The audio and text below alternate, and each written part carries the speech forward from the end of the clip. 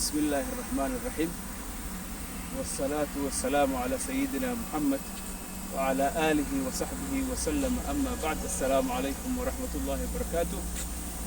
waxaan joognaa magaalada Cajmaan, dhulkan cagaarka ah iyo geedaha sidaas u baxayo iyo timirtaas waxaa lagu sameeyaa biyihii waa xirmadeen. hadda saa u jeedaan dhulka dhanna qoyaan waaye, dhinacan way dhamaadeen, waxaa bilowday dhinacaasay haddana.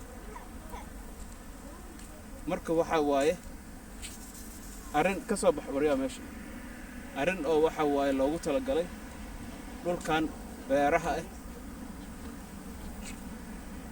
oo ma aragtay cagaarka ah, saasaa loo waraabiyaa. waxaa la rabaa marka in teknolojigaas waraabinta casriga ah in la keeno Soomaaliya. haddaan dhinacan fiirinana waxaa waaye baddii aan ku soconaynaa haddeer. marka maxaa la dhahayay, maasha allah tabaaraka allah, waa inaan u fikirnaa Soomaaliya sidaan u keeni lahayn